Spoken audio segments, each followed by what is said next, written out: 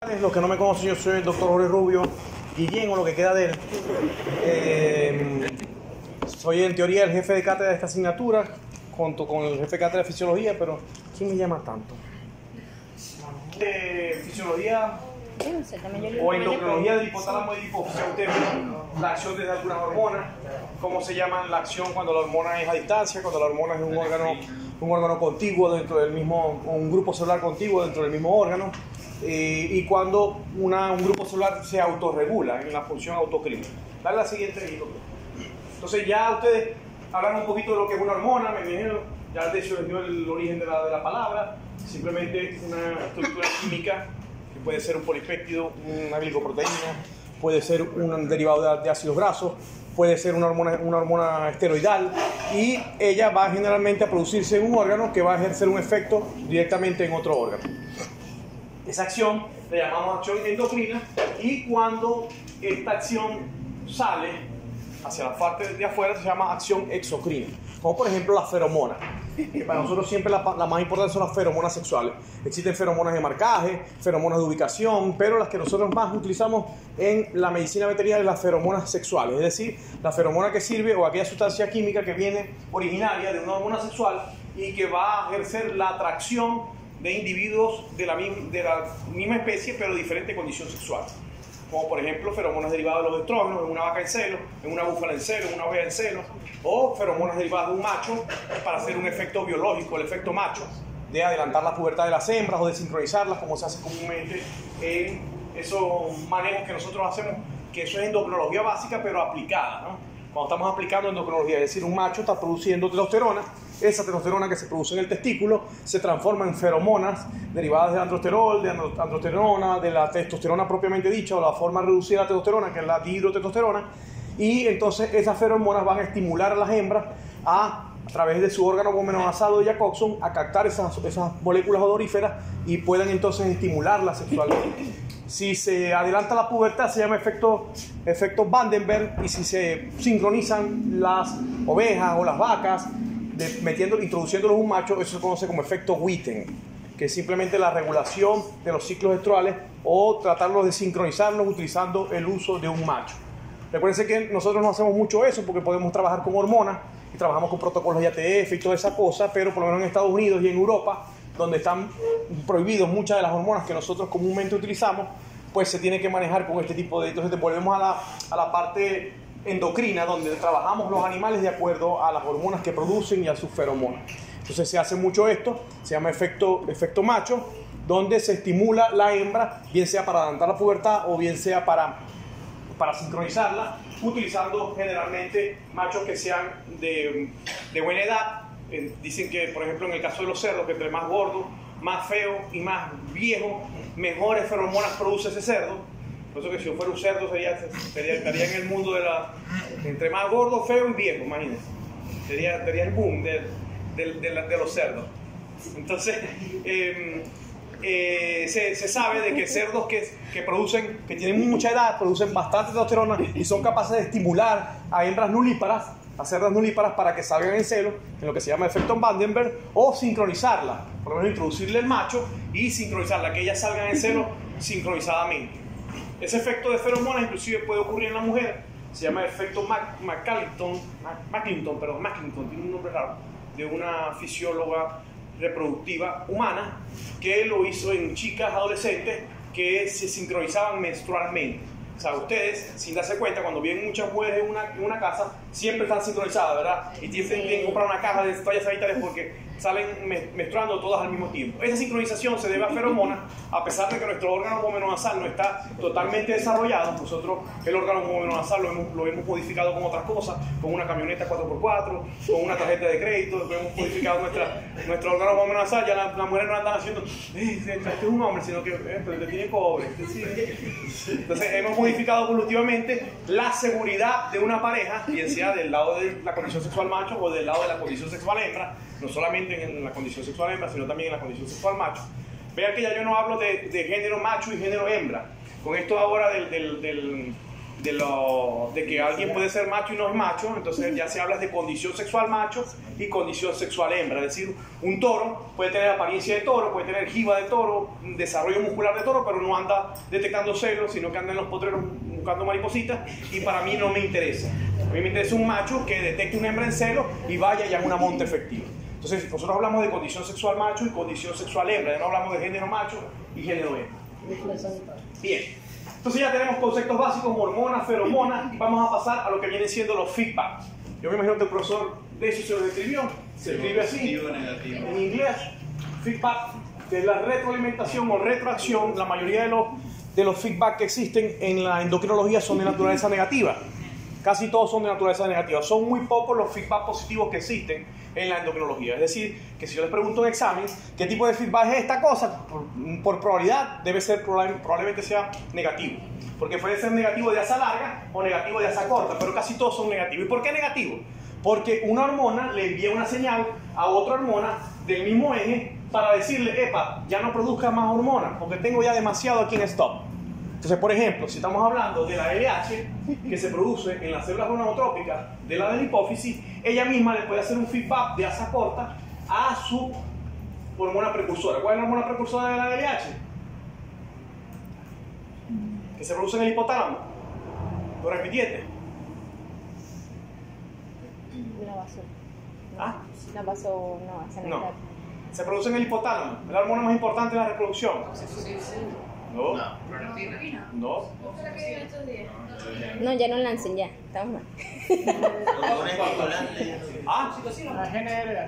La GnRH, la hormona liberadora de gonadotropinas. La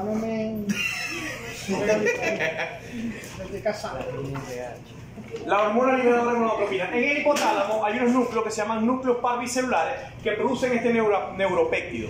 Es un decapéptido formado por 10 residuos de aminoácidos.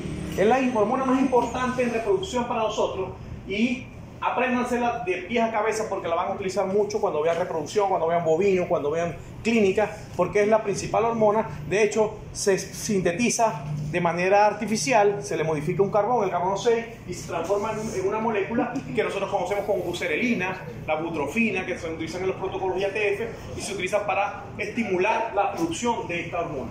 Pero entonces, en ese eje, hipotálamo, hipófisis, gónada, que es el eje de la reproducción, el feedback de asa corta lo puede hacer la LH. La LH va a decirle, épale, ya tengo mucha LH, esta glicoproteína se produce en la hipófisis o en la hipófisis anterior, y entonces ella le dice, epa, ya no puedo buscar más este neuropéptido porque tengo demasiado. Y regula de manera negativa. Entonces, por eso que siempre los feedback van de abajo o hacia arriba. Entonces, cuando yo les pregunte, denme un ejemplo de un feedback, no me pongan el de la GnRH para la LH, porque eso no es un feedback, es una acción hormonal directa, donde los núcleos parbicelulares me producen esta hormona, entra en la eminencia media y pasa a través de un sistema porta que ustedes ya conocen por anatomía y histología, que es el sistema porta hipofisiario. ¿Se acuerdan de él? Que lo vieron con anatomía o lo vieron en histología. ¿No vieron eso? Existe un sistema porta que comunica el hipotálamo con la hipófisis, y la hipófisis glandular se comunica de manera sanguínea a través de ese sistema porta. Entonces, esta sangre va a viajar este decapéptido y va a estimular las células gonadotrópicas a producir esta glicoproteína. Entonces, esto es una acción hormonal directa, y esto es un feedback cuando va de abajo hacia arriba. Los feedback son los que van directamente hacia la corneta, como cuando uno está escuchando la radio y te llama por teléfono a la emisora y se escucha el pitico y te dicen bájale volumen porque hay feedback. Es lo mismo, la misma emisión que está haciendo el teléfono tiene mucho volumen y está haciendo feedback a la corneta de la radio, se está devolviendo hacia atrás. Entonces, por eso que se llama retroalimentación, va de atrás hacia adelante. Entonces, apréndanselo así, que va siempre en forma ascendente. De las gónadas, por ejemplo, en el caso de la progesterona, que produce el cuerpo lúteo, ella va a hacer un feedback negativo para la GnRH y para la LH. Pero este es de asa larga. Aquel es de asa corta. El asa corta involucra 2 órganos cercanos. El asa larga involucra 2 o 3 órganos, pero más alejados. Es una manera de diferenciar. Y bueno, retroalimentación positiva es cuando estimula. Cuando es estimulante, no inhibitorio. Por ejemplo, el más común en reproducción es el feedback positivo de los estrógenos. Los estrógenos, ustedes lo conocen con las siglas E2, y que no es la sigla idónea para los estrógenos, eso es la sigla del 17 beta estradiol. porque existen 4 tipos de estrógenos, E1, E2, E3 y E4, dependiendo de dónde tenga el ion oxidrilo o hidroxilo. Si está en el carbono 1, en el carbono 2, en el carbono 3 o en el carbono 4, se llama estrona, se llama estradiol, se llama estriol o estetrol. Son los estrógenos naturales, porque también existen fitoestrógenos, micoestrógenos, estrógenos artificiales o sintéticos, como el benzoato de estradiol, cipionato de estradiol, que lo van a ver ustedes. Son los principales. Los 4 estrógenos principales y naturales son estrona, E1, estradiol, E2, E3 que es el estriol y el estetrol, que es muy poco común en los animales, es el E4. Entonces siempre vamos a ver que los estrógenos, la mayoría de los profesores lo ponen como si fueran, esta es la sigla, pero la sigla de los estrógenos es EN, no E2. E2 es el 17 beta estradiol, para corregir un poco a sus propios profesores, que a veces andan por ahí diciendo disparatillos. Bien, entonces estos estrógenos los produce una estructura que está en el ovario, que va creciendo y lleva el epónimo de un anatomista alemán que se llama Rainer de Graaf. Ustedes han escuchado por ahí el folículo de Graaf, ¿verdad? Sí. El folículo de Graaf fue descubierto por este anatomista, llamado Rainer Ramón. Y entonces Graaf le dio ese nombre a los folículos que son antrales, a los que tienen dentro de sí un licor folicular que va aquí impregnado de estrógeno. Los estrógenos se producen en pequeñas cantidades. No sé si les dio el profesor la parte de lo que es un nanogramo, un microgramo, un picogramo. ¿Sí se lo dio el profesor de eso? Sí. Yo creo que sí. Yo esa parte la vi por ahí en la clase, porque yo vi que el profesor la tiró ahí y yo la olvidé. Esa parte la dio él. Entonces, los estrógenos se producen en muy pocas cantidades. Ellas se producen en picogramos por ml. Es decir, esto es 10, en notación científica, es 10 o por 10 a la menos 12. Es la billonésima parte de un gramo. O sea, son pequeñas cantidades. Una vaca con 10 picogramos por ml de estrógeno es capaz de acercar su rabito a una cerca de alambre púa para que el toro venga y la monte que está en el otro potrero. Son pequeñas cantidades. Si ustedes le sacan a eso los ceros que lleva, tienen que ponerle 12 ceros adelante. Entonces eso es 0.0000000000000 gramos de estrógeno. O sea, 12 ceros adelante. Porque son pequeñas cantidades, pero a pesar de que sean pequeñas cantidades, son grandes efectos biológicos que producen estas hormonas. Uno de esos efectos es hacer un feedback positivo para la LH. Es decir, él envía un feedback a esta hormona diciéndole, epa, ya yo estoy listo para ovular. Necesito la hormona ovulatoria. Porque la LH es la principal hormona ovulatoria que existe. La LH en la hembra tiene 3 funciones. La ovulación, la luteinización, por esto que se llama hormona luteinizante, de ahí viene el nombre, LH, y esteroidogénesis, o la producción de hormonas esteroidales. Son 3 funciones en la hembra. Pregunta examen, pero el segundo bloque. Pero para que la vayan guardando por ahí. Y en el macho solamente hay una función, esteroidogénesis, la producción de testosterona. Porque nosotros no tenemos cuerpo lúteo ni tenemos un folículo, sino que simplemente el testículo permanentemente produciendo testosterona para dar ese efecto de macho-machote por bobo. Bien, entonces también imagino que el profesor de eso le habló de los tipos de secreción, de secreciones basales, secreciones cíclicas. Me parece que la producción hormonal no es continua, sino que existen ciclos circadianos, infradianos, entonces esas cositas que le dio el profesor. Le dio el profesor de eso. Entonces, ustedes van a ver que en un plano de coordenadas cartesianas, van a ver que hay la producción de una hormona. Entonces, cuando está en su pico máximo, se habla de un pico, de un ciclo. Por ejemplo, en un proestro, la vaca está a punto de salir en celo y está produciendo grandes cantidades de estrógenos. Entonces, los estrógenos están haciendo un feedback positivo para la LH. Y esta LH va a incrementar en su amplitud de pulsos. El profesor Decio le voy a explicarle que la amplitud es el punto máximo de producción en un pico. Eso se conoce como amplitud. ¿No? Amplitud. Sí. Todas las ondas de producción hormonal, o inclusive hasta las de sonido, o infrasonido, inclusive las ecografías, se trabajan con amplitud. O con modulación de la amplitud, como las ondas de radio. Cuando tú escuchas AM, significa amplitud modulada. Y FM, frecuencia modulada. Entonces, la amplitud modulada es cuando modulas esta amplitud para que la onda de radio llegue bastante lejos. Lo que pasa es que tiene mucha estática, ¿verdad?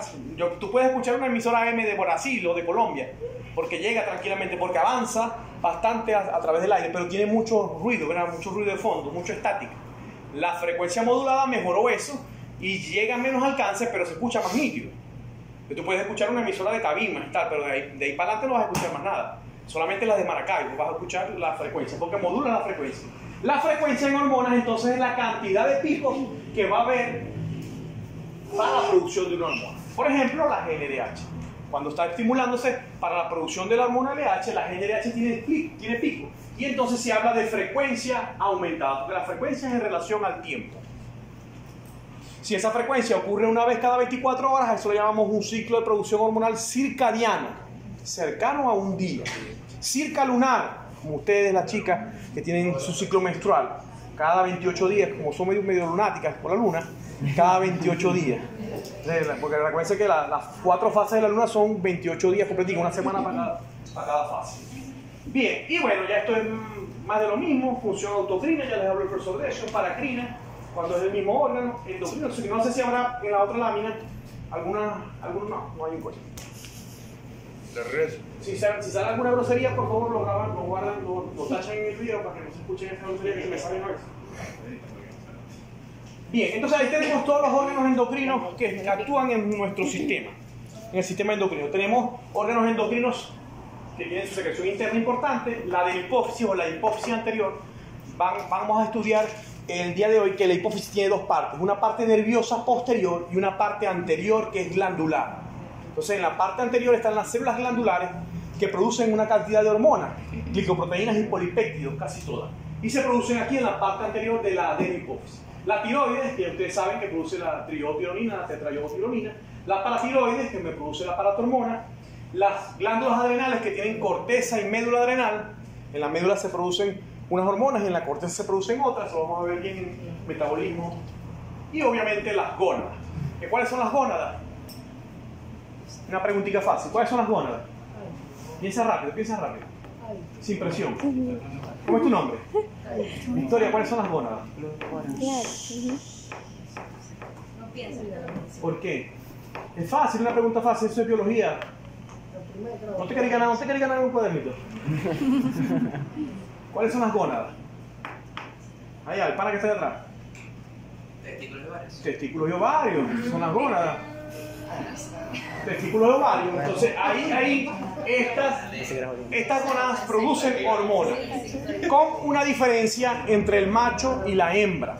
Que en la hembra los órganos endocrinos son temporales. Mientras que en el macho los órganos endocrinos son permanentes. Es decir, permanentemente el testículo está produciendo testosterona. Mientras que la hembra tiene un folículo que puede producir estrógeno, puede producir inhibina, puede producir activina, pero luego que se da la ovulación, ese folículo se pierde. Entonces es un órgano endocrino transicional o temporario, o temporal, como quieran llamarlo. Entonces las hembras, o la condición sexual hembra, tienen 3 órganos endocrinos transitorios. Folículos ováricos, cuerpo lúteo, ¿y cuál es el tercero? Placenta. ¿Y quién dijo la placenta para decir? Allá ustedes dos, al mismo tiempo. Dale, me patrulla. La placenta, entonces son 3 órganos endocrinos temporales. La placenta, folículos ováricos y cuerpo lúteo. El macho no tiene como un folículo ahorita, no. El macho está produciendo constantemente testosterona, solamente que en las horas de la mañana tenemos un pico de producción, tipo 5, 6, 7 de la mañana, que es la que nos hace para nosotros animosos. Y por eso que ustedes ven que los centros de colección de semen siempre colectan el semen en Bulsemen, en Viateca, Proporca, colectan el semen a las 5 de la mañana. Ustedes saben por qué colectan tan temprano. 4 o 5 de la mañana es la hora ideal para tomar ese baño rico de testosterona que hay en él circulando, tanto en la sangre como dentro del testículo. Recuerden que la testosterona tiene una acción paracrina. ¿Cuál es esa acción paracrina? Que dentro del testículo tenemos los túbulos seminíferos, que es donde se producen los espermatozoides. Pero entre esos tejidos están unas células que se llaman células intersticiales. Como están entre los tejidos, se llaman células intersticiales. La descubrió un anatomista alemán que se llama Franz von Levy y le dio el nombre de células de Levy. Entonces aquí se produce la testosterona, pero ella no solamente viaja en sangre para producir anabolismo muscular, barba, desarrollo de espalda, crecimiento en algunos. Entonces esos son hallazgos de la testosterona, pero también hay una acción paracrina de la testosterona, que es que dentro del mismo órgano, dentro del mismo testículo, va a pasar del intersticio al túbulo seminífero, porque el túbulo seminífero debe estar inhibido en testosterona para que se dé una espermatogénesis de manera idónea. Hay veces que hay problemas de fertilidad en toro, en búfalo, en ovejo, en caprino, en el hombre, donde tú le miras la testosterona conjugada, la testosterona libre y la tiene normal. Pero ¿qué pasa? Que su acción paracrina es mala. La acción lipofílica de la testosterona, que tiene que pasar del intersticio al túbulo seminífero, no es buena. Entonces no inhibe el testículo de testosterona, perdón, los conductos, los túbulos seminíferos, y entonces no hay una espermatogénesis de manera idónea. Y entonces la calidad espermática es muy mala en esas personas. Y se ha hecho, inclusive, hoy por hoy, trasplante de espermatogonia directamente en los túbulos seminíferos para poder contrarrestar esa acción. Entonces, esta es la acción paracrina de la testosterona. Si yo les pido un ejemplo de una acción paracrina, es la que tiene la testosterona dentro del mismo órgano, pero con otro grupo celular contiguo. ¿Conmiguo? Sí, contigo, o sea, que está al lado. Contiguo, que está al lado. Entonces, pasa del intersticio al túbulo seminífero. Recuérdense que aquí también hay una barrera. ¿Se acuerdan de anatomía y histología? Barrera hematotesticular. La barrera hematotesticular no permite que la sangre y los glóbulos blancos entren dentro de los túbulos seminíferos. ¿Y por qué ocurre eso? ¿Cuál es la razón fisiológica para que no entren ahí glóbulos blancos, monocitos? ¿Para que qué? Para que no ataquen a los espermatozoides. ¿Y por qué van a atacar a los espermatozoides si son células producidas por el mismo testículo? Pero no las conoce como células. ¿Cómo es tu nombre? ¿Cómo es tu nombre? Te voy a hacer una pregunta capciosa. Mariana, lo que me dijiste es verdad, para que no ataquen los espermatozoides, pero yo te pregunto, porque usted va a ser veterinario, tiene que saber el porqué de las cosas. ¿Por qué, si son células que produce el mismo organismo, la va a atacar como si fueran antígenos? Porque no reconocen los receptores. Te está yendo muy pirulaza. Hay una razón fisiológica normal por la cual ocurre eso. ¿Por qué lo podría destruir? ¿Por qué no lo reconocería como una célula? ¿Qué tiene un espermatozoide que no tiene una célula somática? ¿Usted qué tiene en el cuadernillo? Tiene ADN. Bueno, Porque no ha ocurrido la diferenciación celular. no, pero yo creo que iba bien más después, chavo. ¿Qué me va a decir vos? Que eso mismo iba a decir, que las células somáticas tienen los dos pares de cromosomas. Los dos pares de cromosomas no. La cantidad de cromosomas normales de un individuo son células diploides, mientras que los espermatozoides son células haploides. Tienen la mitad de la carga genética del individuo. Entonces, como tiene la mitad de la carga genética del individuo, no pueden ser reconocidos y pueden ser destruidos. Entonces hay una barrera que evita que los glóbulos blancos penetren dentro de los túbulos seminíferos. Esta barrera se llama barrera hematotesticular. Ya sé que se lo puedo volver a preguntar en la clase, deberían. Los órganos endocrinos temporales que están aquí de este lado. Vamos con las neurosecreciones o la parte del sistema central del sistema nervioso que produce hormonas. Los núcleos hipotalámicos, tenemos los núcleos hipotalámicos parvicelulares y los núcleos hipotalámicos magnocelulares. Todos producen hormonas. Todas las hormonas que se producen en el hipotálamo, apréndanselo como regla mnemotécnica, son de naturaleza polipeptídica. Solamente una no es de naturaleza polipeptídica, que se produce en el hipotálamo, que se produce en el núcleo arqueado y es una catecolamina, es decir, formada por un grupo catecol y un aminoácido que es la tirosina. Y esa hormona es la dopamina, la hormona del placer, que se produce en el núcleo arqueado del hipotálamo y no, es la única hormona que no es un neuropéptido, no es un polipéptido. Un polipéptido son residuos de aminoácidos unidos uno con otro. Hay desde un tripéptido, 3 residuos de aminoácidos, hasta un polipéptido. Un excedente unido. ¿Ah? Un excedente unido. ¿Un qué? Excedente unido. Si tiene más de 10 ya se habla de polipéptido. Y si tiene más de 200, polipéptidos, ya no es un polipéptido, sino que pasa por su peso molecular a ser una glicoproteína, como la TSH, la LH, la FSH, que ya no se habla de polipéptidos, sino de glicoproteína, porque tienen glicoproteína. Glicoproteína, porque tienen un peso molecular mayor a 30.000 Daltons y ya no pasan como O sea, polipéptidos. el nombre de glico no se le da porque haya carbohidratos, sino por el peso molecular. Y polipéptidos son aminoácidos, son residuos aminoácidos. Entonces aquí hay aminoácidos y también pueden haber carbohidratos. Entonces son de mayor peso molecular. ¿Qué pasa con la prolactina? Que la prolactina tiene justamente 202 polipéptidos. Entonces hay libros que la catalogan polipeptídica y hay libros que la catalogan una hormona glicoproteica. Entonces el profesor Decio dice que es glicoproteica, yo vengo y digo aquí que es polipeptídica, entonces tenemos el verguero ese. Pero si los mismos especialistas en endocrinología no llegan a un acuerdo, porque está justo en la mitad del medio, bueno, yo no se las voy a poner mal, si me ponen uno me ponen la otra. Pues cualquiera que me pongan puede ser por estar bueno. Bien, entonces los núcleos hipotalámicos vamos a hablar el día de hoy, que hablamos con una curva rescatada y no entramos en el tema. La neurohipófisis, aquí no se produce ninguna hormona. Llévese esto como tics también. En la neurohipófisis solamente se almacenan y se liberan hormonas que se producen allá arriba, como son la oxitocina y la arginina vasopresina o ADH. la ADH, la hormona antidiurética. Entonces, estas dos hormonas se almacenan en la neurohipófisis y son liberadas cuando es necesario, de acuerdo a algún estímulo, el estímulo de Ferguson, el reflejo hipofisiario, hay una caída de la bulimia, y entonces se producen, estas hormonas se liberan, pero no se producen aquí, solamente se almacenan.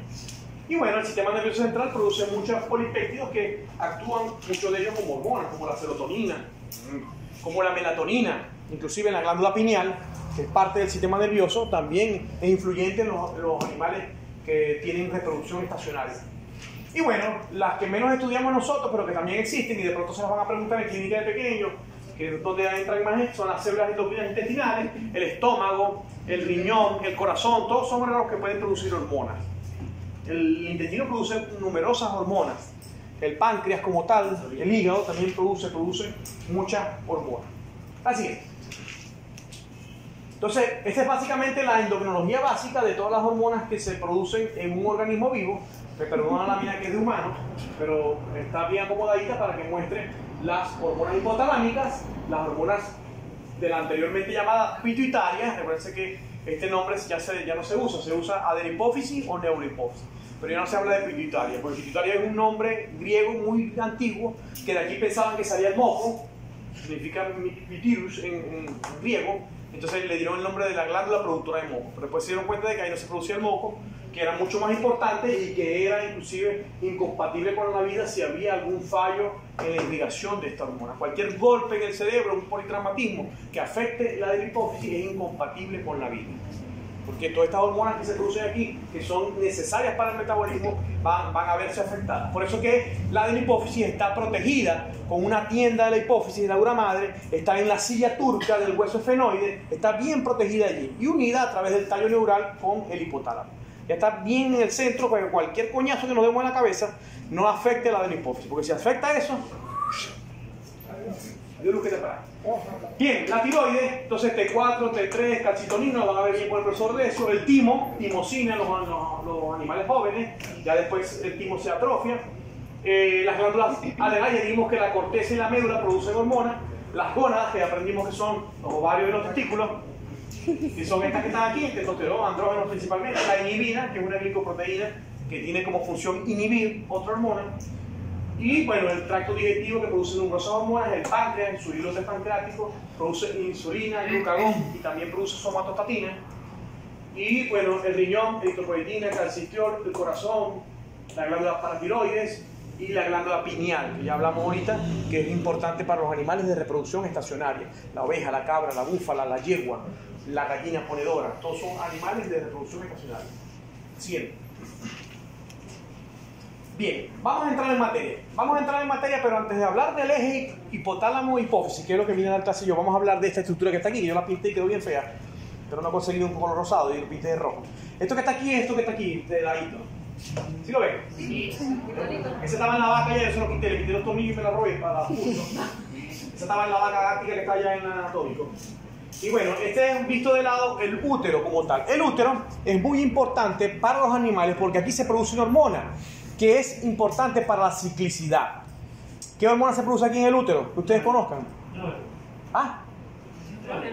Los estrógenos se producen en el ovario, en el folículo, en la placenta. La oxitocina se produce ahí arriba, en los núcleos magnocelulares. En el endometrio, cuerpo lúteo. En el endometrio se produce una hormona